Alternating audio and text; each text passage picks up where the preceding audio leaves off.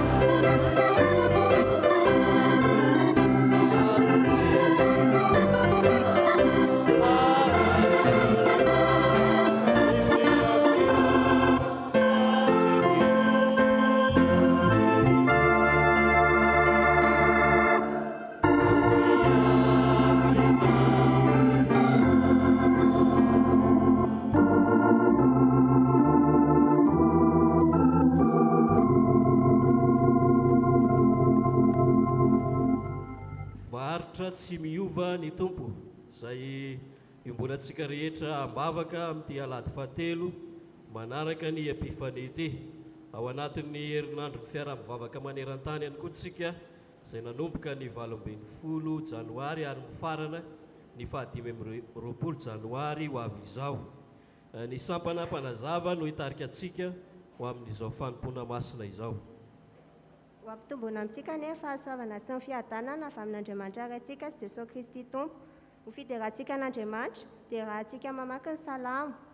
Salamo fahafito amby efapolo amby zato, ny andiny voalohany ka hatramin'ny fahaenina.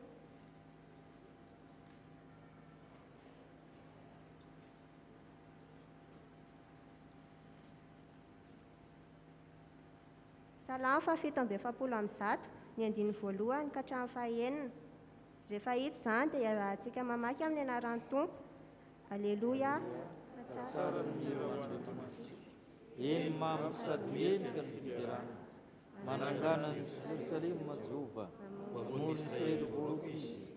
Mahasitrana ny torotoro izy sy mahameny verina. Milaza Aza nisan'ny kintana izy, samy tonony amin'ny anarany avy ireny rehetra ireny. Lehibe ny tompontsika sady be hery, tsy hitalana ny fahalalana.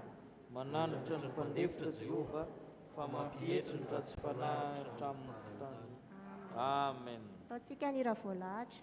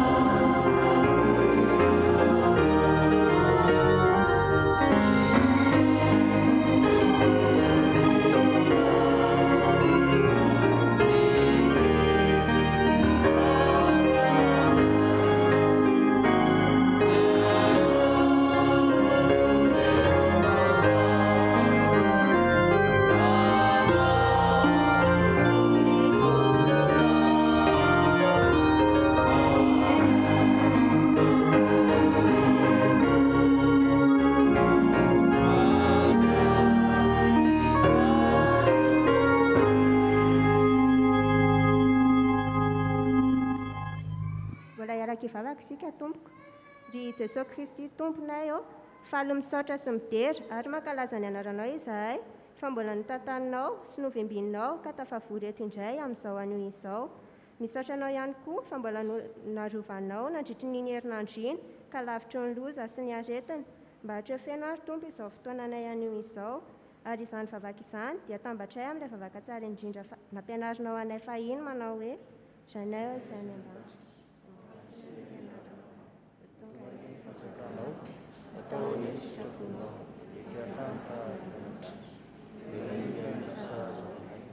amandelany eritray, takonanay sy mety taminay, ary amtonanay fahakambanay, manafana amin'ny ratsy, mampatiny sy mety, ary voninahitra andrasay. Amen. Mahazo toerana ianareo rehetra ry havana. Iomanantsika ho amin'ny famakina ny teny avy amin'ny soratra masina, ny hira faha 12 sy 900 ny andininy voalohany sy ny andininy faharoa.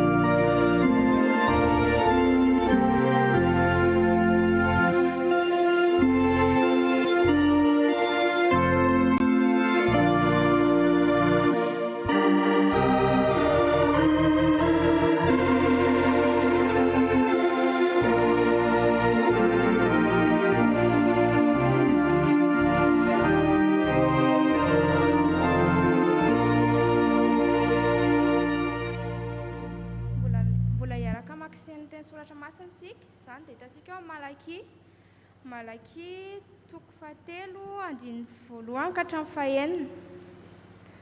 Malaky andininy voalohany toko fahatelo andininy voalohany ka hatramin'ny fahaenina. Rehefa hitantsika izany dia vakintsika amin'ny anaran'ny Tompo.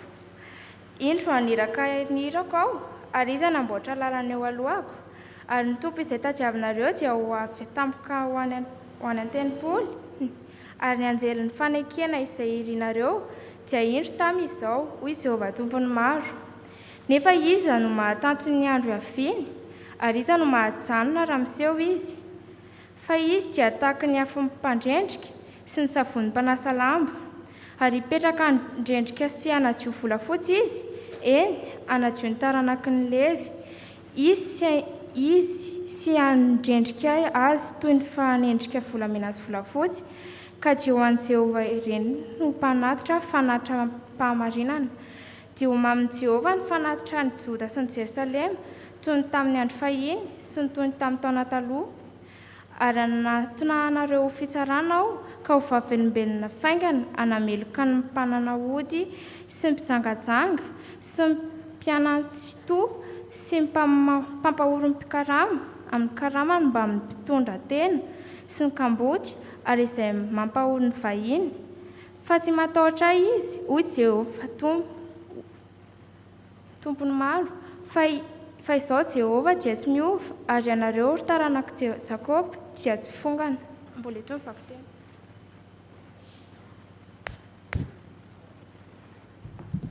Hotohizantsika ny famakinany teny soratra masina arak'izay hita ao amin'ny epistily ho an'ny Hebreo. Epistily ho an'ny Hebreo toko fahafito ny andininy faharoapolo ka hatramin'ny fahavalo amby roapolo. Hebreo toko fahafito ny andininy faharoapolo ka hatramin'ny fahavalo amby roapolo. rehefa hita izany dia izao mamaky azy amin'ny anaran'ny tompo. Ary tahaka ny Melkizedeka tsy natao mpisorona raha tsy tamin'ny fianianana, fa ireny kosa dia natao mpisorona tsy tamin'ny fianianana, fa ity tamin'ny fiananana nataon'ilay nilaza taminy hoe efa nianiana Jehova ka tsy ianenina, ianao no mpisorona mandrakizay. Dia tahaka izany koa no nanaovana an' Jesosy ho mpiantoka ny fanekena tsara lavitra. Fa natao maro ireny mpisorona ireny satria tsy navelan'ny fahafatesana haritra izy. Fa izy kosa dia manana fisoronana tsy dimbasana satria maharitra mandrakizay izy. Koa amin'izany dia mahavonjy tokoa izay manantona Andriamanitra amin'ny alalany izy satria velona mandrakizay anao fifonana ho azy. Fa mpisorona be tahaka izao no miendrika ho antsika dia izay masina, tsy misy tsiny, tsy misy loto, voasaraka amin'ny mpanota ka natao avo noho ny lanitra, izay tsy mila anatitra fa natitra isan'andro tahaka ny ataon'ireny mpisorona be ireny. Voalohany noho ny hotantenany dia vao noho ny an'ny olona kosa, fa izany dia nataony indray mandeha ihany raha nanatitra ny tenany izy. Fa ny lalàna dia manendry olona izay manana fahalemena ho mpisorona be, fa ny tenin'ny fianianana kosa izay tato aorian'ny lalàna dia manendry ny zanaka izay notanterahina ho mandrakizay. Amen.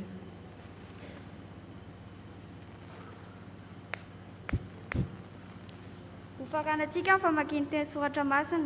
Izany dia ho hitantsika ao amin'ny Jaona toko fahaenina andiny faharoa amby roapolo ka hatramin'ny fahafito amby roapolo. Jaona toko fahaenina andiny faharoa amby roapolo ka hatramin'ny fahafito amby roapolo. Rehefa hitantsika izany dia ho vakiana ao am-pitsanganana. Amin'ny anaran'i Jesosy, noho ny ampitsin'iny, ny vahoaka izay nijanona teny ampitan-dranomasina dia nahita fa tsy nisy sambokely hafa teo afa-tsy iray ihany. Ary Jesosy tsy mba niara-niondrana ny sambokely tamin'ny mpianany, fa ny mpianany ihany no nandeha. Kanefa nisy sambokely hafa avy any Tiberiasy tonga teo ankilan'ilay nihinanany ny mofo. Rehefa nisaotra ny tompo, koa noho ny hita ny vahoaka fa tsy teo Jesosy na ny mpianany, dia nondrana sambokely izy ka nakany any Kapernaoma mitady an Jesosy. Ary rehefa nahita azy teny ampitan-dranomasina izy dia hoy izy taminy: Raby, oviana ny tonga teto ianao? Jesosy namaly azy hoe: lazaiko aminareo marina dia marina tokoa, mitady ahy ianareo, nefa tsy noho ny nahitanareo ny famantarana, fa noho ny nananareo ny mofo ka voky. Aza miasa azy ny hanina mety ho levona, fa ny hanina izay maharitra ho fiainana mandrakizay izay nomeny zanak'olona anareo, fa izy no nasian'Andriamanitra iray tompo kase. Amen. Ray masina, manamasinana ny fahamarinana, ny teninao fahamarinana. Amen.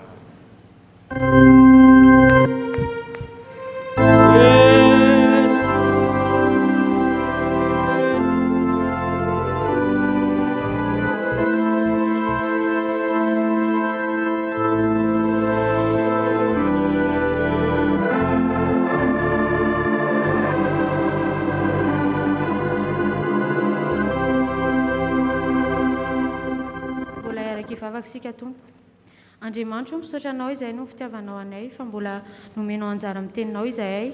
Ankehitriny izay dia mangataka amin'ny fanahinao masina mba hirotsaka aminay tsirairay, na ho an'ny mpanomponao hitory izany teny izany, na ho anay andray izany, mba tsy ho andalo fotsiny amin'ny sofinay izany fa hiainanay tokoa. Amin'ny anaranao Jesosy. Amen.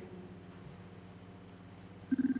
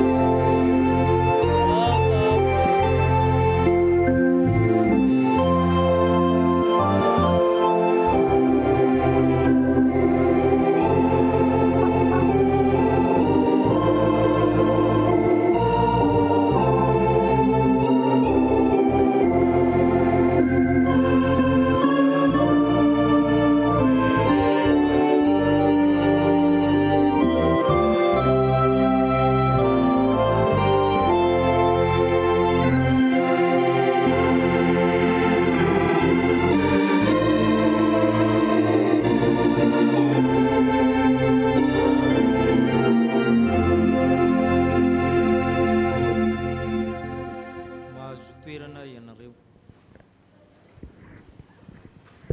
Ho aminareo izay malalan'Andriamanitra sady voantso ny masina, ho aminareo ny fahasoavany sy ny fiadanany. Amen. Malaky toko fahatelo. Dikany hoe malaky zany dia irako na irak'Andriamanitra. Zay ny dikany hoe malaky. Mpaminany taorian'ny fahababoana i malaky.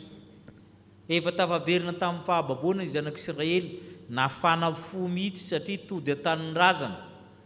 Rehefa nandeha nefa ny fotoana ny anangatsika izy ireo, ny akamo.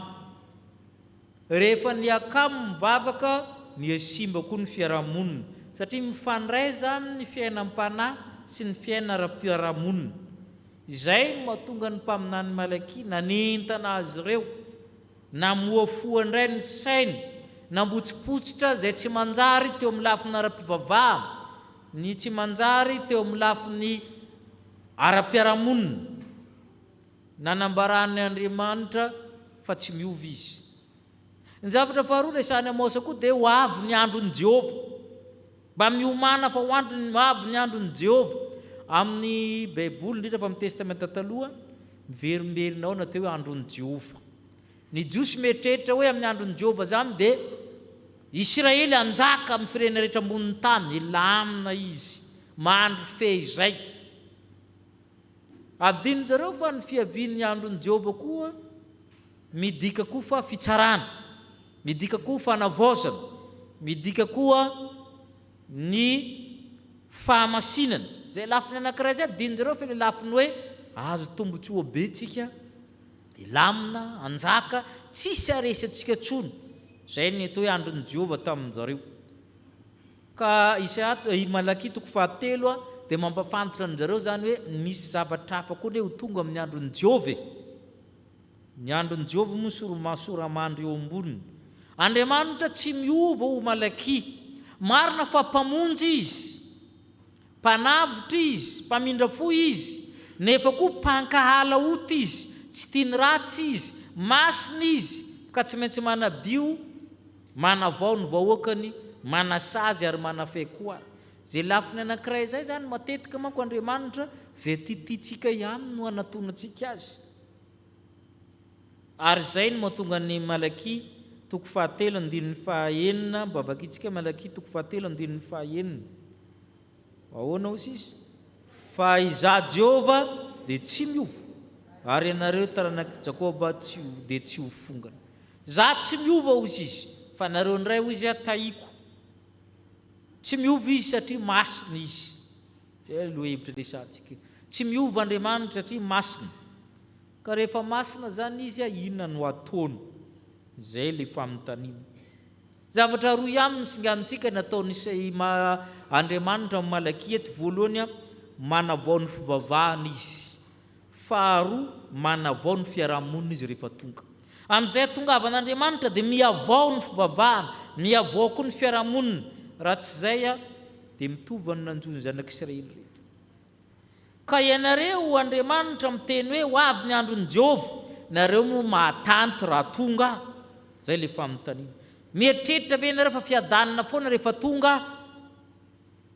Dia nge vakitsika ny fanontaniana ataony amin'ny andininy voalohany sy ny faharoa. Vakitsika andininy voalohany sy ny faharoa. Indro anirako aho, ary izy amboatra ny lalana eo aloha, ary ny tompo, ary ny anjely ny fanekena izay irinareo dia tonga taminy. Nefa iza ny mahatanty ny andro iaviana, ary iza ny mahajanona rehefa miseho izy, fa izy dia tahaka ny afo ny mpanena sy ny savony ny mpanasalama.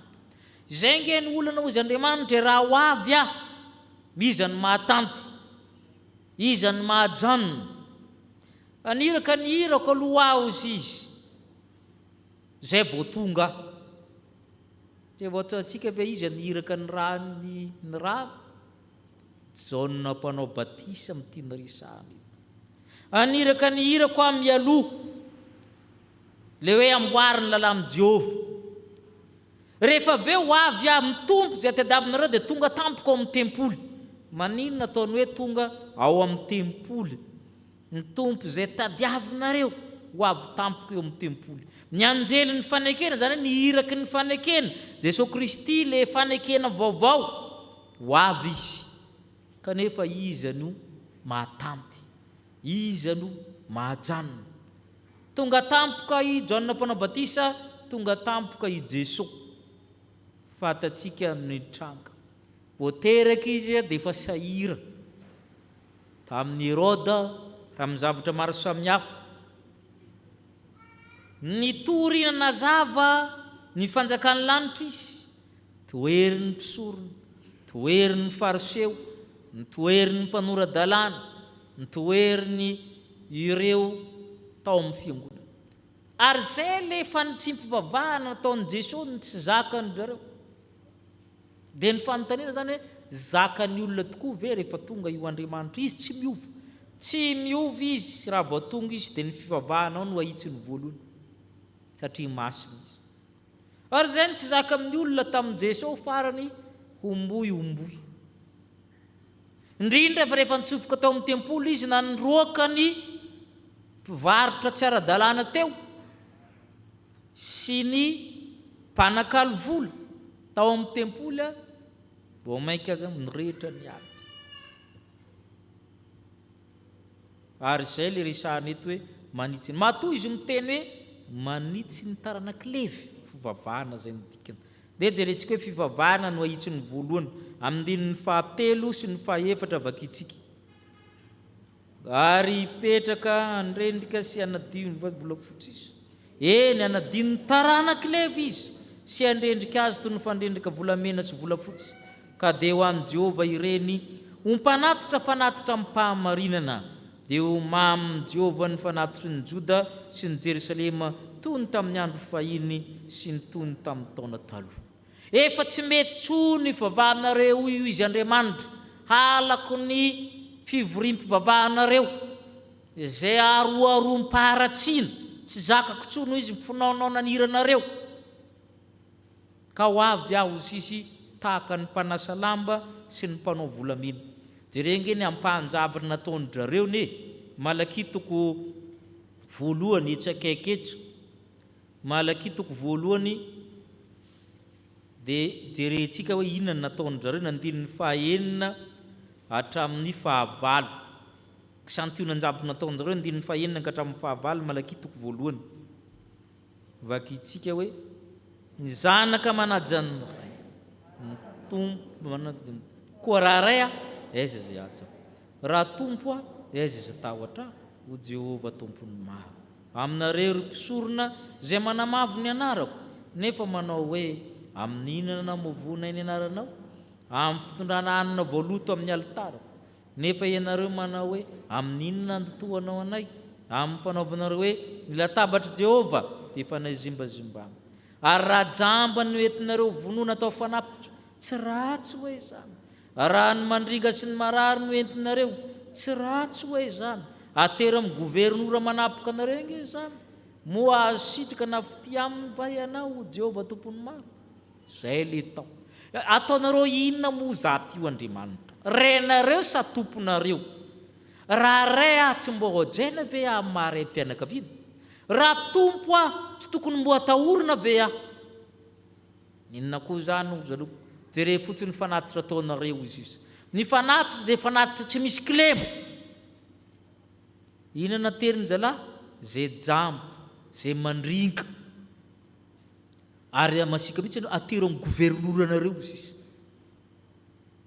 Asa namanahoana koa tsika raha misy vola anankiray ny ray miforoporotra be, ny ray mbola mitsotra be, dia iza ny fanao rakitra amin'ireo?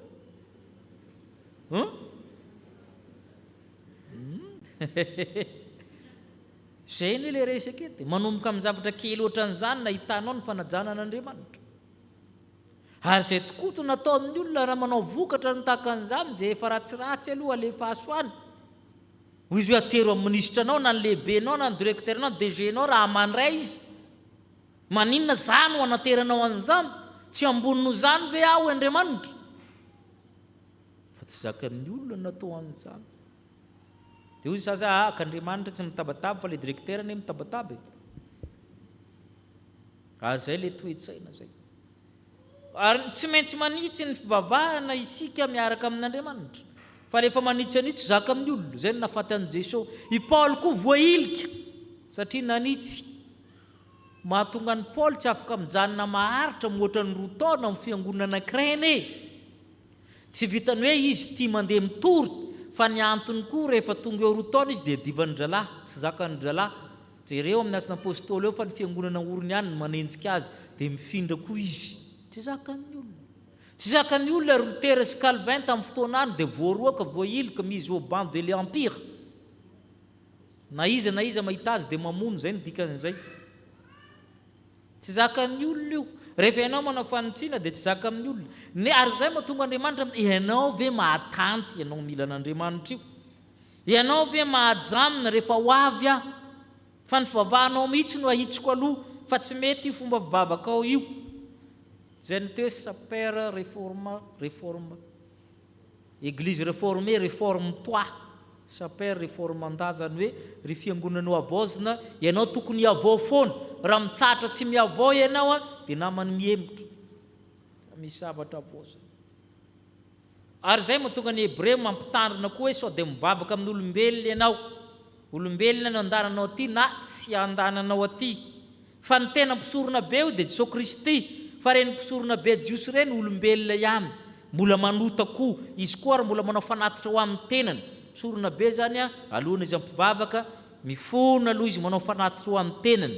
Vita iny zay vao maka fanatitra ho an'ny vahoaka indray izy. Ary manao matetika izy satria manota matetika. Jesosy ndray mandeha ihany nanao fanatitra hoy ny Hébreu. Ka sao dia mivavaka amin'olombelona ianao na amin'ny pastery na nitakan'izany na amin'ny namanao. Raha amin'ny olombelona ny tsy andananao aty mivavaka amin'ny olombelona ianao zay. Raha olombelona andananao aty mivavaka amin'ny olombelona koa ianao zay. Fa Jesosy Kristy izy zay ihany. Izy no mahavonjy zay manatona azy satria velona anao fifonina mandrakizay izy. Ny fomba fivavakantsika zany mila hitsy. Amin'izao fiandohan'ny taona izao inona tokony avoziko amin'ny fomba fifandraisako amin'Andriamanitra. Fa be dia be zany misy tsy mety le fomba fivavaka. Mila mieritreritra manitsy an'izany isika. Ary zany no hitantsika ao amin'ny Jaune vakiana te 9. Ireo olona reo na me mofo tsy omby 5,000 ny olona nomeny Jesosy. Nampitombo ny mofo. Taiteto zareo dia nanaraka. Ary zay le olona. Nanaraka an' Jesosy zareo. Tadiavina mihitsy. Dia hoy izy Jesosy, nareo mitady ahy satria voko mofo. C'est le du pain pour le peuple. Zany ve ny fomba fivavaka reo Jesosy? Mitadiava hanina tsy mety levona dia ny fiainana mandrakizay. Izy io manko Jesosy io sa manana an'izay iantantsika amintsika. Fa raha zay nataonao lohalarana, jésiologie no ataonao. Dia reo amin'ny internet dikany hoe jésiologie. Fa tsy fivavahana amin'ny Jesosy tsony nataonao. Jesosy manko amin'ny sasany mpanera trano, mpanera fiara, mpitady sipa ho azy, entina mbabaka. Zay ny asan'i Jesosy aminy. Fisondrotana grady, mpiandry ny tranony, sy ny Jehovah ny mpiandry ary. Tsy ratsy akory zany, fa raha zany mandeha aloha, tsy izy le fivavahanao. Mitovy amin'ny ataon'ny mpanompo sampy ihany. Mpanompo sampy koa manao an'izany matoa izy mandeha amin'ny vodolozoka rehetra io mitady protection izy, mitady zanaka izy, mitady fiarovana izy, mitady fisondrotana izy, mitady harena izy. Zay no nandanina mivody hazo ary, andehanana ambomanga traizatraiza. Inona mampiavaka an'ilay Andriamanitra fivavahanao? Moso ihany va niraisitsika amin'ny Andriamanitra ho ny joba fa tsy naratsiko.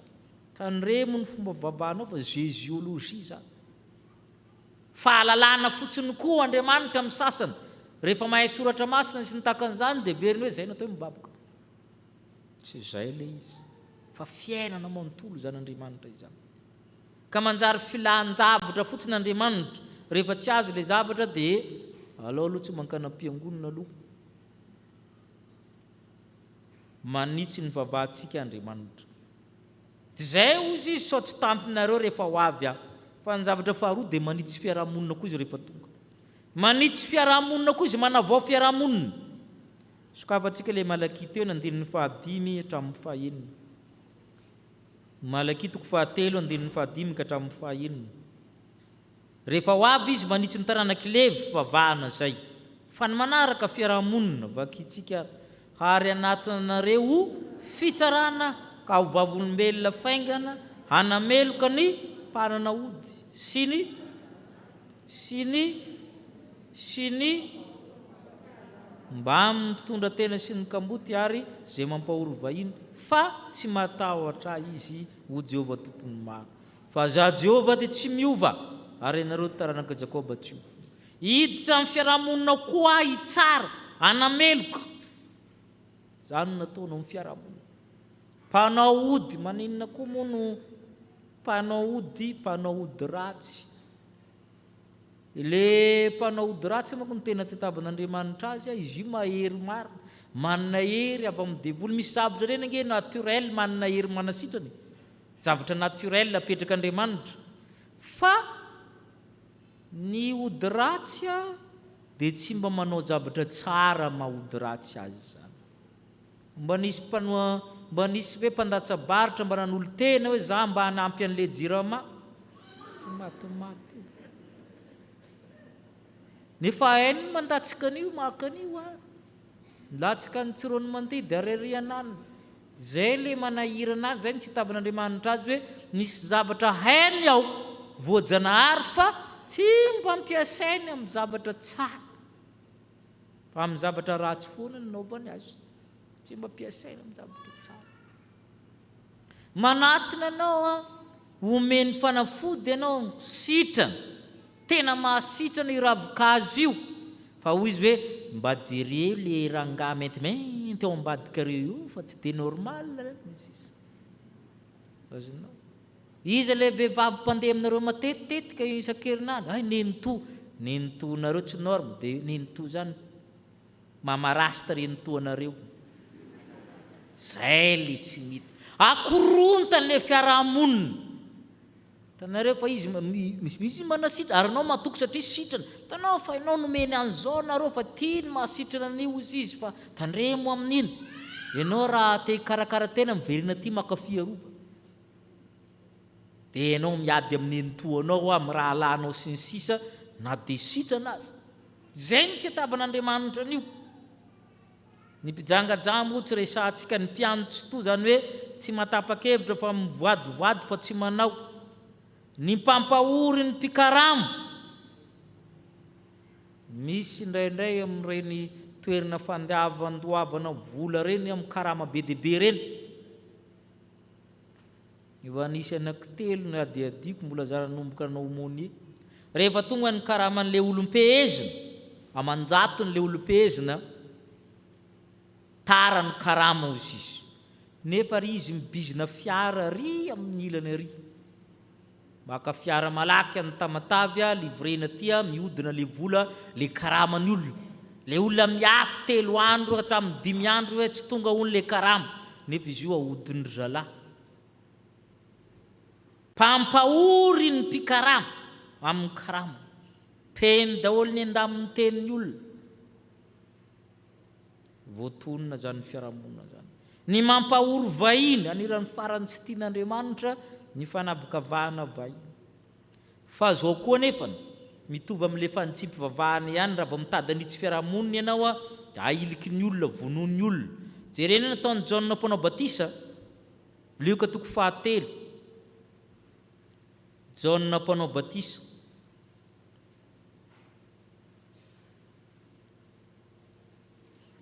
Amin'ny 7 io rehefa nanao batisa i Jaona tsy nanitsy fivavahana fa fiarahamonina amin'ny tena mikarakarain'i Jaona. Luka 7. Tonga aloha ny fariseo ny 7. Ry taranaky ny mena rano. Izy nanirika rao ndosindositra andeha ty andeha ibebaka. Beba tsara. Taranaky ny mena rano.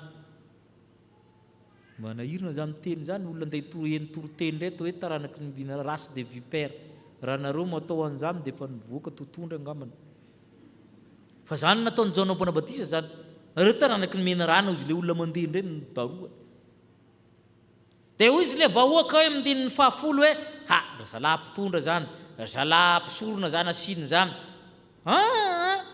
ny vahoaka koa tsy afa miala ho John inona ary nataonay andiny ny faharaiky ambin'ny folo ahoana hoy sisy ary namaly izy kanao taminy hoe zay manana akanjo roa daoka ny meze tsy manana ary zay manan-kamina daoka manana ianareo koa ane tompona andraikitra nareo vahoaka nareo tsy mahay mifanampy zay manana akanjo roa mizara roa nefa roa fotsiny ve ny akanjon'ny olona le anaovan'ny sasany amin'izao ary efa tsy roa satria mangatsika zay hoy izy le rangahy zay itsika nahay ianareo nahay vous savez diviser l'indivisible c'est-à-dire l'atome ianareo ny zarany atome mais vous ne savez pas diviser le pain fa tsy ianareo mizara mofo fa ny atome zay sarotra indrindra ianareo ny zara azy fa ny mofonareo tsy ianareo zarana tsy an équilibre zany ny sakafo maneran'izao tontolo izao misy matinona misy matovoky avelantsika ny tonga nay ny mpamory hetra mpikirakira vola rehetra ahoana nataony John azy tamin'ny andininy fahatelo ambin'ny folo aza mampandoa mihoatra manahirina koa io zay ny aretin'ireo mampandoa mihoatra misy zavatra mihoatra ao zany taratasy ao double facture hainao rehefa mandeha mividy amin'ny mpivarotra iny ankamaroan'ireo hafa le facture menanao fa hafa le tena facture ao manahirana zany ary indrindra ve eto Madagasikara kire zay nitady trano hofana dia efa nahita daholo hoe ohatrinona le alohanao amin'ilay voalohany iny moa izy ty manao mahita trano ty panera izy dia ianao mandoa moatra impiry anazy nofatrano voalohany indraindray amin'ny sasany raha tena ngeza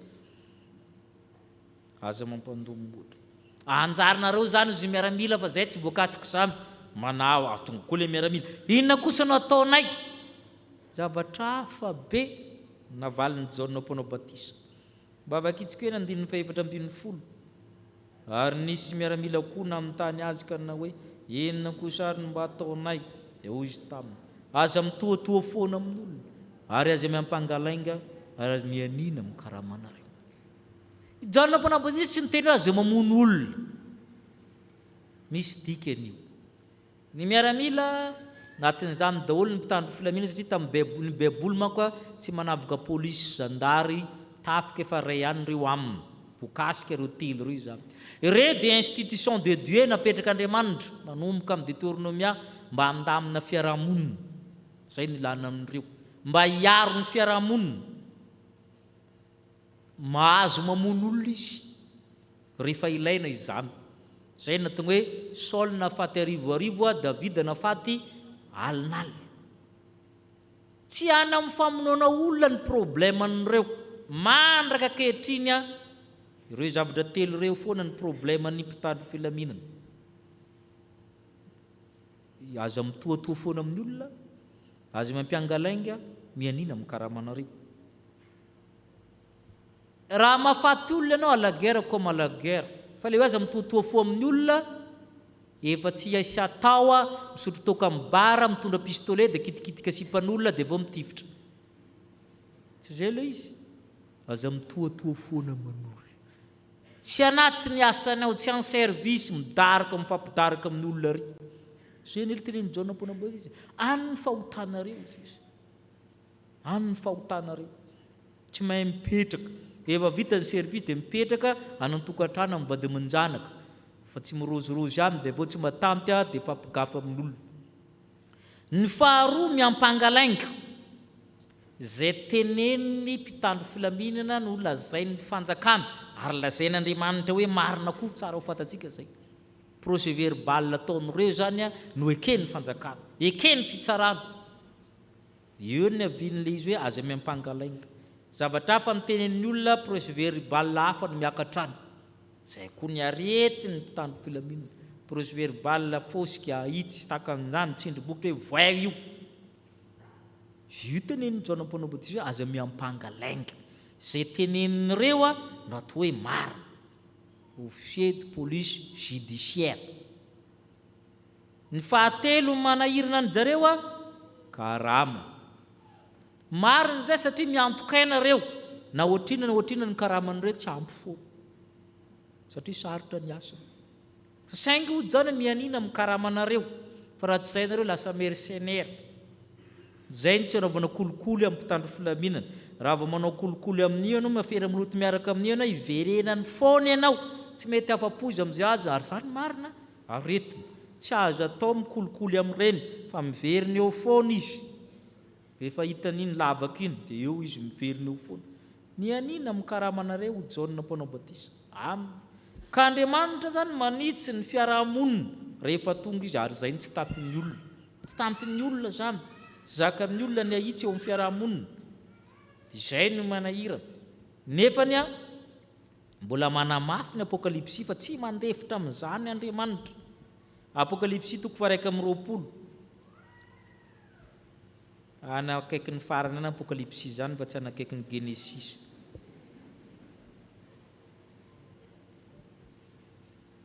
Apokalipsy 1:20 ny andinin'ny 9. Tonga ho izy Jerusalema vaovao zay maresy mandovan'izany fa tsy ny olona rehetra avan'le olona sasany. Apokalipsy 1:20 andinin'ny 9 vakitsika. Fa ny osa, ny tsy mino, sy ny vetaveta, sy ny mpamon'olona, sy ny mijangajanga, sy ny mpanao ody ratsy, sy ny mpanompo sampy ary ny mpandainga rehetra dia hanina ny anjarana amin'ny farimo rehetra avy solofara, zany ny fahafatesina fara. Tsy miova amin'izany Andriamanitra. Rehefa manitsy ny fivavahanao izy a, manitsy ny fiarahamoninanao koa. Fa tsy hoe aty ianao milamina tsara am-piangonana, any amin'ny fiarahamonina ianao malailay. Tsy manaiky an'izany Andriamanitra. Fa sady manitsy ny fivavahanao izy a, no manitsy ny fiarahamoninanao. Rehefa sira sy fahazavana anao ato amin'ny fiangonana, sira sy fahazavana ihany a ianao a any amin'ny fiarahamonina.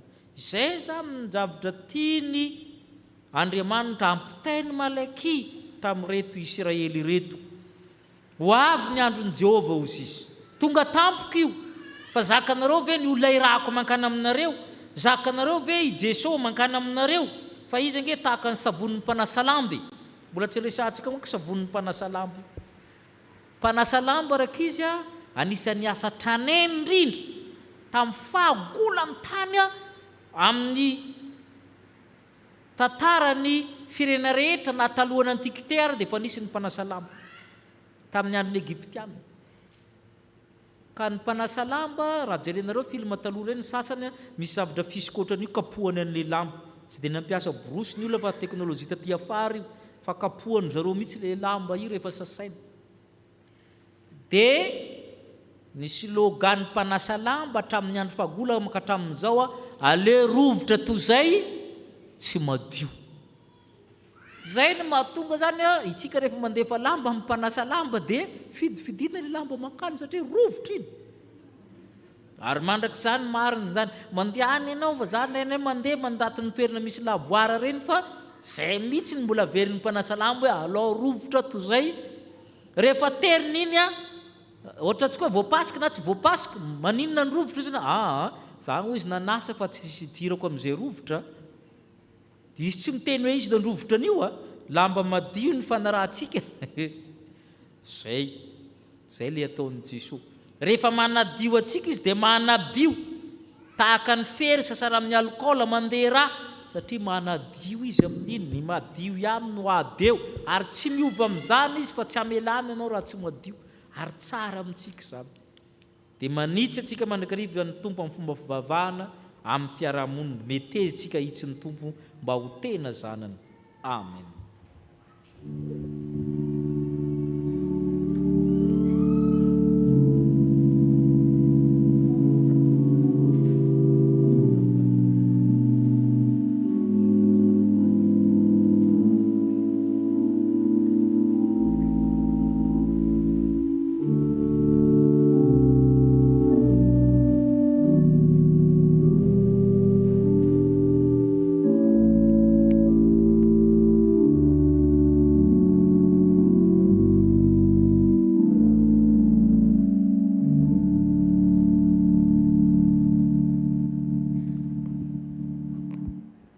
Ary avana malalatra amin'ny tompo manoloana izany sitrapon'Andriamanitra izany dia andeha isika hifona eo anatrehan'Andriamanitra satria tsy nahatanteraka izany isika, hivavaka isika.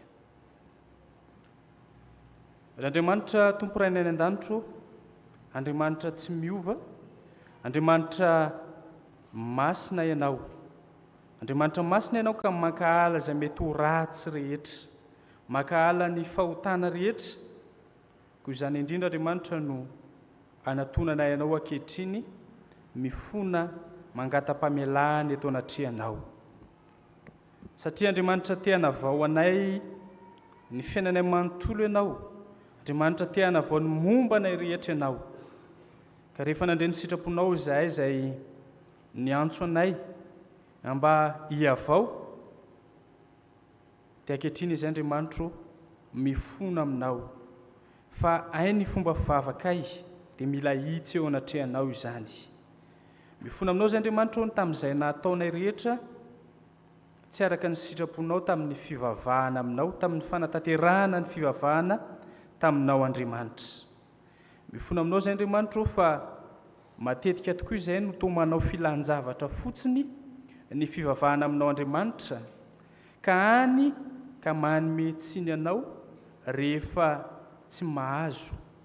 Any ka miteny ratsy ny anaranao mihitsy aza rehefa tsy araka izay heverinay ho sitraponay ny zavatra miseho amin'ny fiainanay. Mifona aminao izay Andriamanitra mamelà ny elokay mamindra fo aminay. Mifona aminao koa izay Andriamanitra ny amin'ny fanaovanay tsinotsinona ny fivavahana aminao. Matetika no toa ataonay ho zavatra kely izany, fa ny zavatra izay mandalo sy miserana eto anivon'izao tontolo izao no ataonay lehibe noho izany. Ka mifona aminao zahay mamelà ny elokay mamindra fo aminay. Fa amin'izao sisa izao kosa izay Andriamanitra dia manaiky ny ho avaozinao, andeha araka ny sitraponao, ary dia ianao mihitsy no irinay tarika anay amin'ny fivavahana ataonay aminao. Andriamanitra te hanavao ny fiarahamonina misy anay koa ianao. Tsy miafina aminao Andriamanitra fa izay reto ihany, izay tonga eto amin'izao fiangonana izao, izay reto ihany no olona eny amin'ny fiarahamonina eny. Kanefa miharihary mandrakariva ny zavatra izay miseho eny amin'ny fiarahamonina, fa izahay izay mitony tena ho kristianina mihitsy aza indraindray no tafalatsaka amin'ny fanambakana ny majinika, tafalatsaka amin'ny fampahoriana, tafalatsaka ao anatin'ny kolikoly. Dia mifona aminao zahay, mamelà ny elokay Tompo, mamindra fo aminay.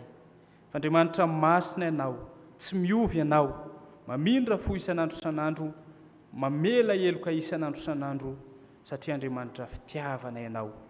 Dia izany indrindra Andriamanitra no hitalaonay tao anatrehanao, mamelà ny elokay, mamindra fo aminay.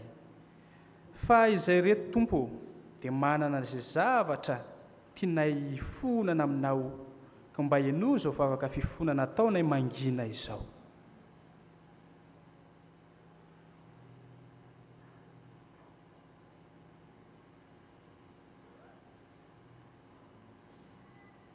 Izany Tompo no vavaka sandratraiko mba hamelà ny elokay, mamindra fo aminay. Amin'ny anaran'i Jesosy Kristy Tompo ilay efa nanolotra ny tenany mba ho famonjena anay ao ny vavahanay toy izany. Amen.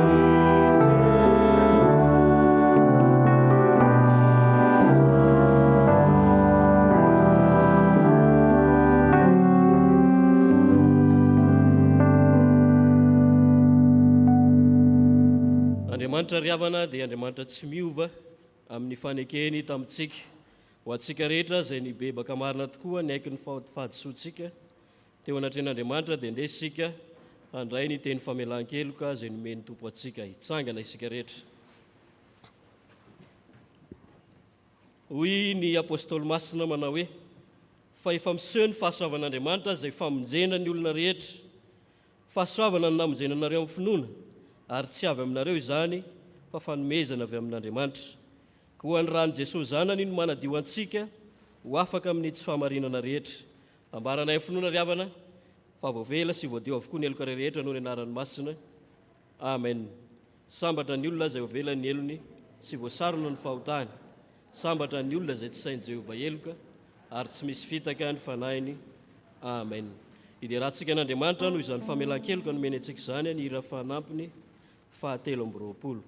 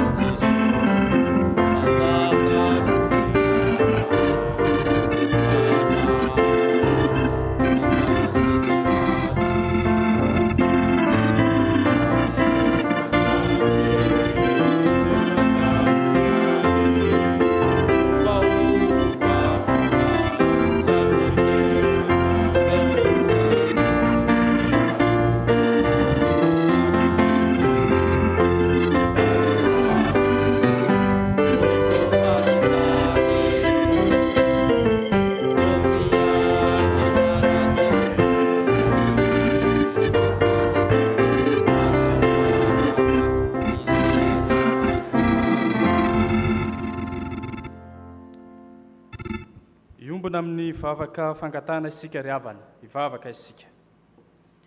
Andriamanitra tompo ray an-danitra isaoranay ianao. Fandriamanitra tena tianay ka miteny sy milaza ny sitraponao izay tokony ho tanterahinay isan'andro isan'andro. Andriamanitra masina tokoa ianao ary Andriamanitra fitiavana ianao. Ko ankehitriny tompo rehefa nandre izany sitraponao izany izahay, dia misy fikasana tsara ty anatinay, dia ny mba hankatoa izany teninao izany. Vonona izay Tompo ny aina izany sitraponao izany, ary manaiky izahay ny hoavaozinao ny amin'ny fomba fivavahanay. Manaiky ihany koa izay no hoavaozinao eo anivon'ny fiarahamonina izay misy anay. Ko mitarianay Tompo amin'ny alalan'ny fanahy masina mba azonay mandeha araka ny sitraponao, ka ny fiainanay dia mba hanehoana mandrakariva ny voninahitrao. Mivavaka aminao ary izay kehitriny Andriamanitro, ho anay tsirairay avy ireto izay tonga eto amin'izao tranonao izao. Fantatrao tsisy miafina aminao isam-batan'olona izay Andriamanitro, ka mino sy matoky izahay, fa ainao ihany koa ny miasa manan-kera eo amin'ny fiainanay. Fantatrao ihany koa Andriamanitro izay enta-po aty anatinay tsirairay avy. Fantatrao ny fanahiana aty anatinay tsirairay avy. Fantatrao ihany koa izay tsy salama ianao Andriamanitra hanasitrana, ianao Andriamanitra no ampahery ny tsirairay avy ao anatin'izany rehetra izany. Fa eto izay Andriamanitro dia mahatsiaro manokana ny président'ny fiangonana izay misy anay, izay ao anatin'ny tsy fahasalamana.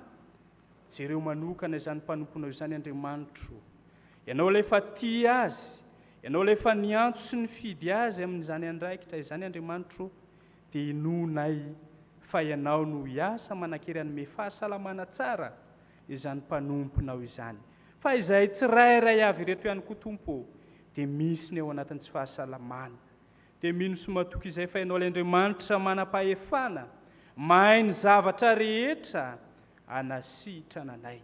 Ny ahy natokantrano any, tsisy miafina aminao izy ireny Andriamanitro, dia miasa manan-kery ianao, fa Andriamanitra mahay ny zavatra rehetra tokoa ianao. Ianao koa Andriamanitra no metrahanay ny tsirairay avy, izay mety nozoim-pahoriana, ianao ampahery, ianao Tompo no merina indray ny fifaliana izay ao anatin'izy ireny sy ny fanantenana velona mba azony manohy ny fiainany amin'ny fifaliana miaraka aminao Andriamanitra. Dia misaotra anao zahay, fa mino sy matoky izay fa renao ny vavaka sandratray, ka hovalianao vavaka izahay. Fahatsarona koa ankehitriny Andriamanitro, amin'ny alahady ity ny fiombonan'ny fiangonana kristianina eto Madagasikara. Ianao Andriamanitra no tena hanamarina ny tenao hoe mba ho iray ihany izy rehetra, ka dia hanaiky ho avaozinao ny amin'ny fivavahana aminao Andriamanitra. Ny mpikambana tsirairay avy ny mpitarika, ny mpitondra fivavahana tsirairay avy ny mpitoro ny filazantsara rehetra, apetraka feno am-pelantananao izy ireny Andriamanitro, ho tarianao mandrakariva mba handeha araka ny sitraponao haneho ny voninahitrao. Mivavaka aminao izay Tompo ho an'ny firenena izay misy anay, ao anatin'ny fotoan-tsarotra izay mandalo eto amin'ny firenena izahay ankehitriny. Ao ny valanaretina mbola tsy lasa akory, ao ihany koa ny rano, ny orana maro, dia matahotra sy mitebideby izay ao anatin'izany, ka dia mangataka aminao izay Andriamanitro, ampaherezo izahay. Fa maro be ireo vahoaka malagasy mpiray tanindrazana aminay notraboina koa amin'izao fotoana izao, dia ianao Andriamanitra no haneho ny voninahitrao, ampahery azy ireny, hanome fahasalamana tsara ho azy ireny amin'izay rehetra iainany. Dia mino sy matoky izay Andriamanitro fa ianao ihany koa hitarika ireo mpitondra anay, mba azon'izy ireo mahafantatra tsara izay tokony ho ataony manoloana ny fiainana sarotra izay misy eto amin'ny firenenay. Dia izany izay rehetra mahasoa anay Andriamanitro no hoentinay ambavaka eto anatrehanao. Fa mino sy matoky izahay, fa maro be ny etaeta ao anatin'ny fony reto mpanomponao ireto izay tia no hoentiny eto anatrehanao, kanefa matoky izay fa fantatrao tsisy miafina aminao izany, ka tanterao araka ny habeny indra fo sy ny fitiavanao. Fa amin'ny anaran'i Jesosy Kristy Tompo sy mpamonjy ny vavahana ito izany misaotra Tompo. Amen. Andesika ry havana hanambara ny finoantsika eo anatrehan'Andriamanitra, ka ny fanekempinoana larana fahaefatra no ndeha raha antsika manonona entsika manambara izany finoantsika izany a dia ny fanekempinoana larana fahaefatra manao hoe manambara ny finoantsika an' Jesosy Kristy isika dia araka ny tenin'ny Jaona mpanao batisa hoe indro ny zanak'ondron'Andriamanitra izay manaisitra ny fahotan'izao tontolo izao sy araka ny teny nataon'ny Andrea hoe efa nahitany Mesia izahay sy araka ny teny nataon'ny Natanaela hoe Rabio ianao ny zanak'Andriamanitra ianao ny mpanjaka ny Israely sy araka ny teny nataon'ny Samaritana hoe fantatray fa izy tokoa ny mpamono izao tontolo izao sy araka ny teny nataon'ny Petera hoe ianao ny Kristy zanak'Andriamanitra velona ianao ny manana ny teny fiainana mandrakizay ary araka ny teny nataon'ny Tomasy hoe tompoko sy Andriamanitro amen. Petraka isika ravana. Iroso amin'ny vaovaon'ny fiangonana isika.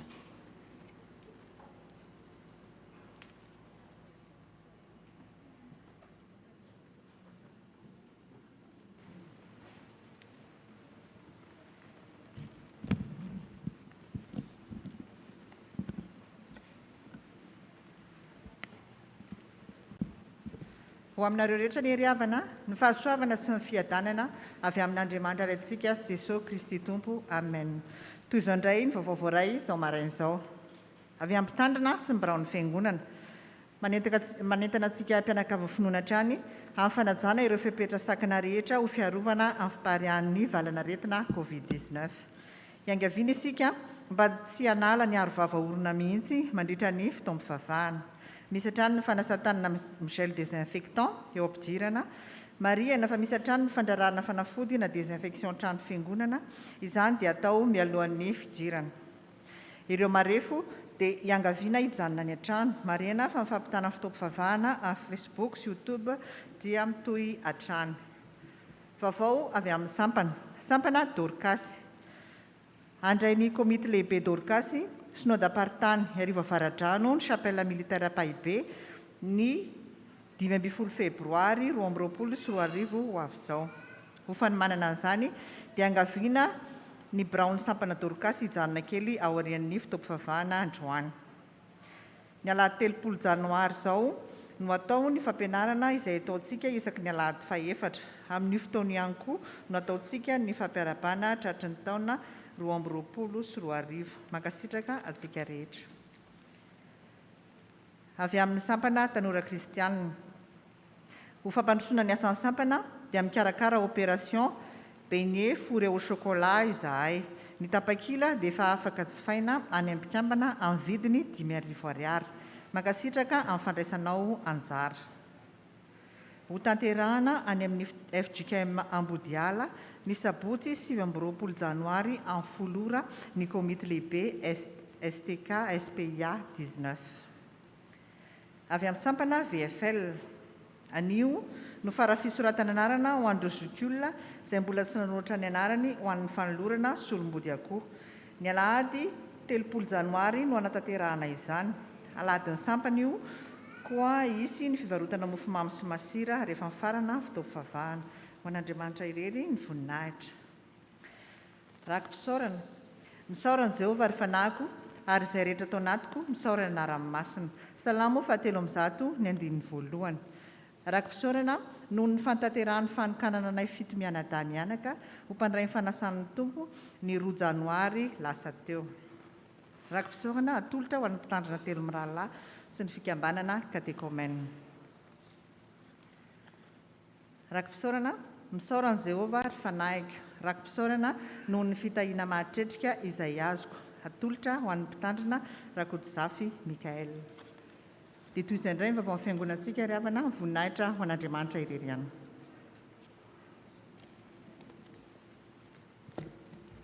Fifaliana ho antsika ny nahavitany fanamasinana fanambadiana reto zanantsika raha solofoniana fanirisosi raha solonirina Alexa Sarobidy asanao zareo reo izy ireo a dia mivavaka ho anareo ny fiangonana raha zafy mahatsiaro tokony onontsisy Andriamaoly no ary ny aina Elidini ao ambony ao zareo a dia mivavaka anareo ny fiangonana. So reto reto avantsika reto a entina mbavaka ho masinina fanambadiana andry ary miavitra raha vaky ny Rina Joanna sy raha vao mangatiana Ana Valeriane.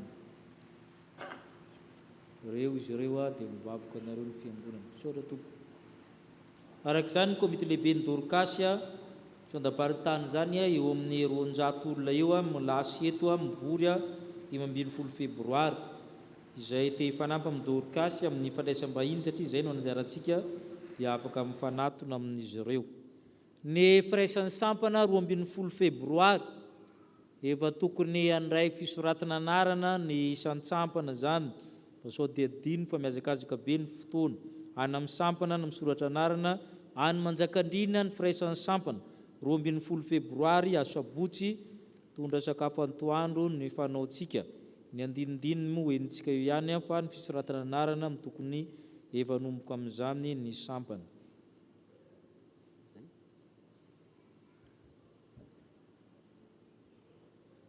Anio ny anatanterahany koral antsan'ny Foloalindahy tampahibe ny fideran'Andriamanitra fanaony isaka ny fiandohan'ny taona dia ampiomanina isika izy ireo aorian'ny rakitra dia hiakatra avatrano izy ireo aorian'ny rakitra ety amin'ny alitara.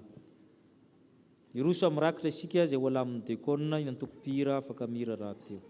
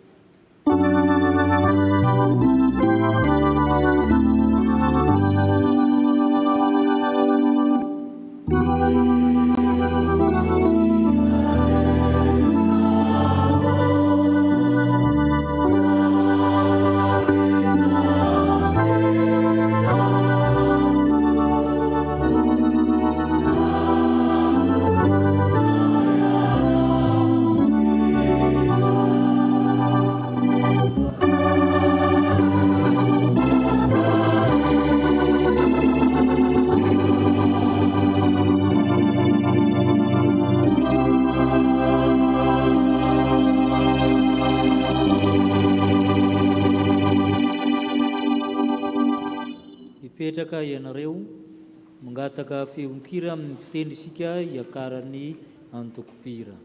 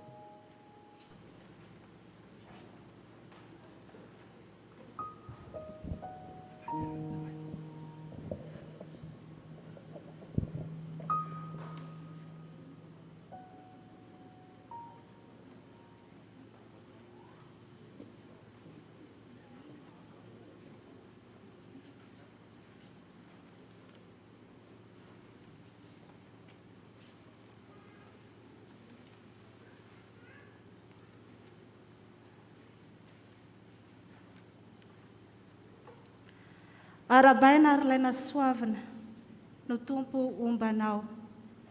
Izany fiarabany anjely izany ry havana no entinay atao amin'ny sampana tanora kristianina miarabanareo natrary ty andro anio ity. Andro izay natokana amerenana ny fankalazana ny Noely izay natao tamin'ny Krismasy lasa teo. Noely ankalazantsika kristianina nandraisana an Jesosy Kristy ho tonga olona nahaterahan Jesosy Kristy. Ny tia nasongadina ry havana dia hoe ny tamin'ny Noely tamin'ny Desambra ihany ve no andraisantsika an Jesosy ho tonga olona, andraisantsika an Jesosy ho tompo sy mpamonjy amin'ny fiainantsika. Fa manentana izay ry havana amin'ny androm-piainantsika manontolo mba tena ho Noely ny fiainantsika. Ananantsika ilay fo vaovao, fanahy vaovao hitoeran Jesosy Kristy ao anatin'izany fotsika izany. Tsika ry havana rehefa handray vahiny ao anatin'ny tokantranontsika dia manadio. Rofina daholo ny fako sy izay rehetrarehetra mety mamenatra ny vahiny. Fa Jesosy Kristy ry havana tonga eo amin'ny fiainantsika. Mo manana fifaliana ve tsika? Mo ve efa nibebaka ianao araka ilay toriteny teo mba tena andraisanao an Jesosy amin'ny fiainanao manontolo. Ny fiainana ety amin'izao tontolo izao ry havana dia izao. Ho an'ireo izay tsy mino an Jesosy Kristy ho tompo sy mpamonjy aza, manana fifaliana rehefa tonga izany Noely izany satria mandeha ny tsenany. Ho an'ireo sinoa, ho an'ny karana, satry no Noely foana ny fiainana, andeha ny tsenany, andeha ny varotra izay ataony. Fa itsika ilay mpanaradian Jesosy Kristy ve ry havana mba manana izany fo izany andraisana azy. Tsy hoe indray mandeha tamin'ny fiainana any nanaiky an Jesosy ho tompo sy mpamonjy amin'ny fiainako dia tsy hanavao izany. Fa andeha ho avao isika ry havana. Izany fandraisantsika an Jesosy nanaiky ho tonga mpamonjy atsika izany. Manomboka ny fiandohan'izao taona izao, mahadrapatavitry ny taona ry havany, dia hanana fifaliana izao sy anao. Andray an' Jesosy ho tompo ny fiainantsika. Dia misy teny izao ry havana hoe, ka etỳ marary, maro ny olana maro isan-karazany, dia hanana fifaliana ve zany? Faraka ny toriteny teo hoe tsy ny soa ihany azo avy amin'Andriamanitra, fa ny ratsy ihany koa. Misaora amin'ny zavatra rehetra. Na mandalo ady sarotra arytsika ankehitriny, tsy afaka maika ty am-piangonana ianao, noho ny ara-pahasalamana, noho ny fahasahiranana, dia izao fifaliako. Mandray an' Jesosy ho tompo sy mpamonjy amin'ny fiainako mandrakariva. Mbola velonaina, afaka midera sy mankalaza mame voninahitra azy. Dia raiso ry havana, raiso Jesosy avozo ny fanoloran-tenanao. Raha misy fanomezana tianao omena an' Jesosy, tahaka ilay fanatitra teo, dia ny fonao no atolory. Antsakan' Jesosy. Hira 5 ry havana. Nandeha ho arahantsika anamariana izany Noely, nandraisana an' Jesosy Kristy tompo sy mpamonjy amin'ny fiainantsika izany. Dia avaosika mandrakariva izany fandraisantsika izany. Dia voninahitra ne ho an'Andriamanitra ireriana.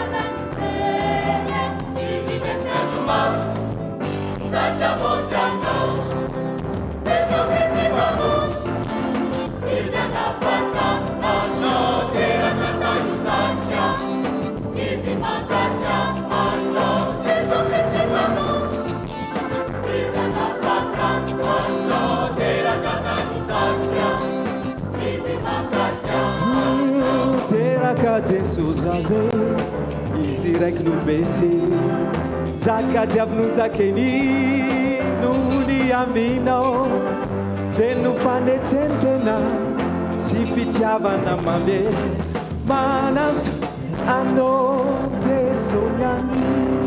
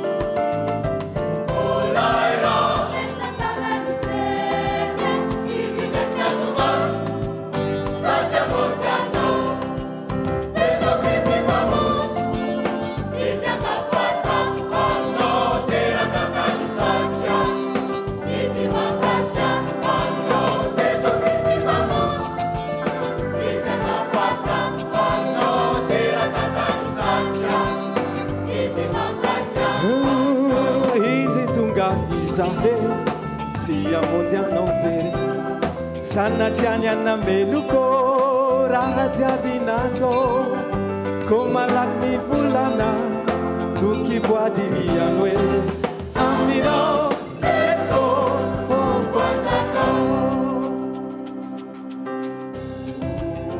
o babe misy raty anao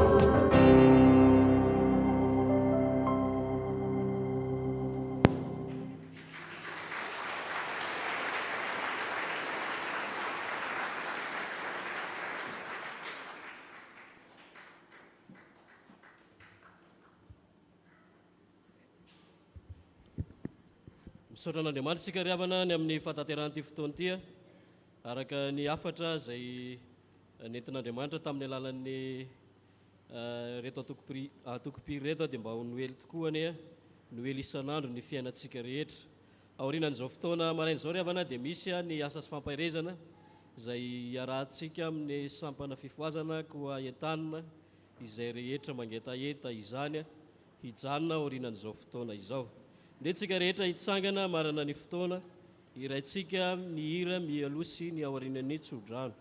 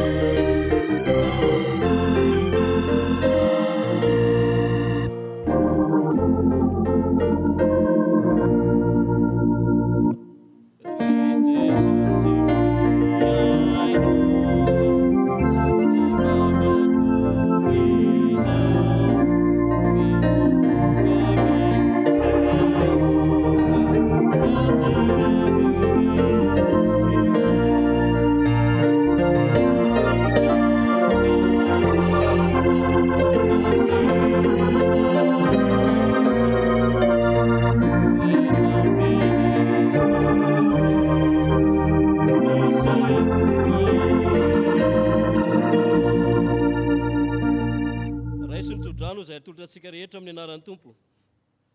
Fiadanana ane ho anareo rehetra ary fitiavana mba amin'ny finoana avy amin'Andriamanitra Ray sy Jesosy Kristy Tompontsika. Ny fahasoavana ane ho an'izay rehetra tian'i Jesosy Kristy Tompontsika amin'ny fitiavana tsy mety levina. Ny Tompo no hiaro anareo na mivoaka na miditra hatramin'izao ka ho mandrakizay. Amen.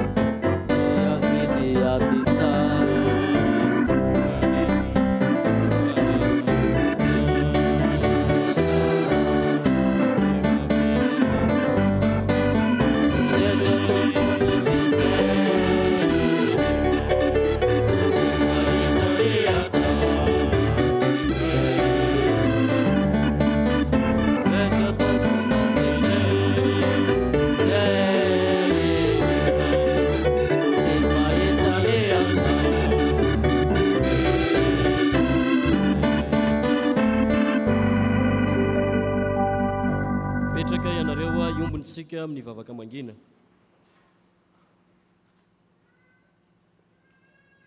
Fa izao Jehova dia tsy miova ary ianareo dia tsy ho fongana.